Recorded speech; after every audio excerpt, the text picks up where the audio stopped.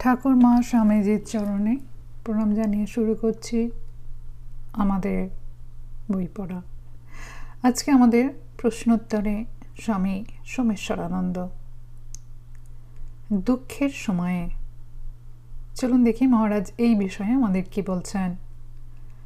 বড় বড় মহাপুরুষেরা ইচ্ছা করলেই মনকে তুলে নিতে পারেন নিজের শরীর থেকে, কিন্তু আমরা পারি না। আবার মনে দুঃখ এলেও অসহায় হয়ে পড়ি, দুঃখ পাই, কাঁদি, কষ্ট পাই। এর কোনো সমাধান নেই। পরিস্থিতি প্রতিকূল হলেও মনের কষ্ট দূরে রাখা যায়, মনকে শান্ত রাখতে পারি। আসুন দেখা যাক এ বিষয়ে কিছু করা যায় কি না। আপনার আমার পক্ষে সম্ভব মন থেকে দুঃখ দূর করা। উপনিষদে বলা হয়েছে, চোখ দেখে না, কান শোনে না, মন দেখে, মনই শোনে। পরীক্ষা করে দেখা যাক কথাটা সত্যি কিনা। ধরুন আপনি টিভি দেখতে দেখতে অফিসের কথা ভাবছেন। কিছুক্ষণ পর হঠাৎ অফিসের চিন্তা থেকে টিভিতে মন ফিরে এলো। আপনি বুঝলেন যে এতক্ষণ টিভিতে কী চলছিল সেটা আপনি লক্ষ্যই করেননি। মজাটা দেখুন, চোখ ও কান খোলা ছিল টিভির সামনে, অথচ আপনি এ বিষয়ে সচেতন ছিলেন না। কেন?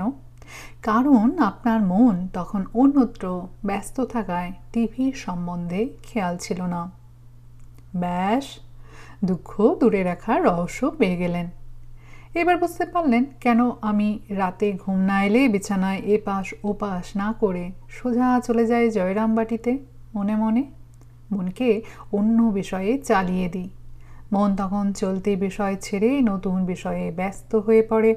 কখনো কখনো খেলার মাঠ, গানের আসর, আবার কখনো পিকনিকে। আপনি যেখানে মনকে পাঠাবেন সে সেখানেই যাবে। আমি তো কখনো লেখার পয়েন্ট নিয়ে চিন্তা করতে থাকি। আপনি এবার চেষ্টা করে দেখুন তো কিভাবে।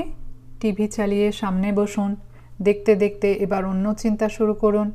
আপনার খুব প্রিয় কোনো বিষয় ভাবতে শুরু করুন, গভীরভাবে চিন্তা করতে থাকুন। এভাবে কয়েকবার অভ্যাস করুন, কয়েকদিন ধরে। রাতে ঘুম ভেঙে গেলে শুয়ে শুয়েই আপনি প্র্যাকটিস করুন। এমন প্র্যাকটিস করতে থাকুন, অর্থাৎ মনকে সরিয়ে নেওয়া অন্য বিষয়ে।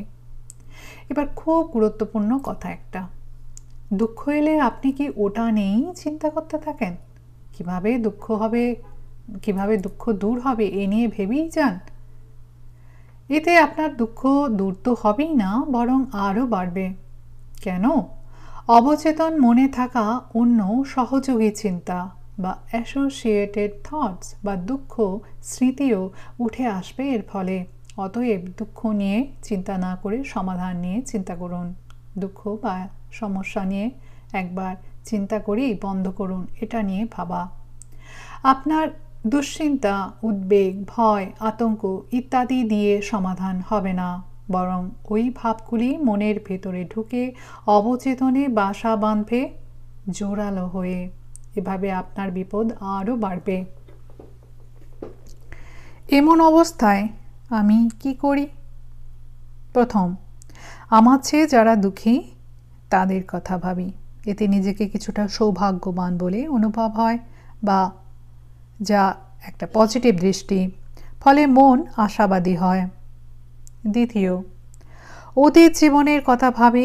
এমন প্রতিকূল পরিস্থিতিতে অনেকবার পড়েছি জীবনে, এবং পরে সেসব কেটেও গেছে।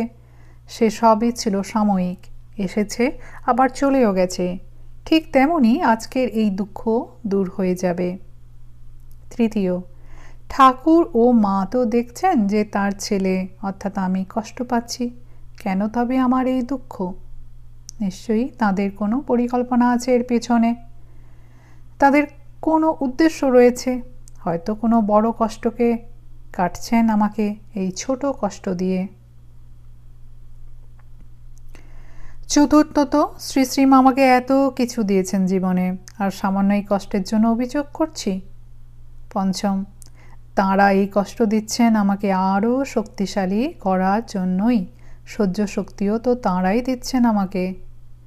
ষষ্ঠ, আমাকে তারা দুঃখ দিচ্ছেন যাতে আমি অন্য মানুষদের দুঃখ অনুভব করতে পারি, বুঝতে পারি এবং এগিয়ে যাই তাদের সাহায্য করতে। আমাকে দিয়ে কোনো বড় মহান কাজ করাবেন বলেই হয়তো এই দুঃখ দিয়ে আমাকে তৈরি করছেন এভাবে। আপাতত এই দুটো পদ্ধতি পরীক্ষা করে দেখুন তো কেমন অভিজ্ঞতা হলো জানাবেন।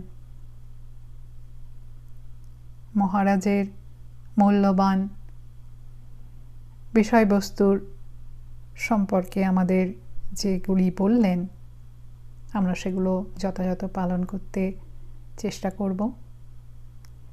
মহারাজের চরণে আমাদের সকলের ভক্তিপূর্ণ প্রণাম জানাই। সকলে ভালো থাকুন, আনন্দে থাকুন। আর চ্যানেলটি ভালো লাগলে শেয়ার করুন, সাবস্ক্রাইব করুন। অনেক ধন্যবাদ।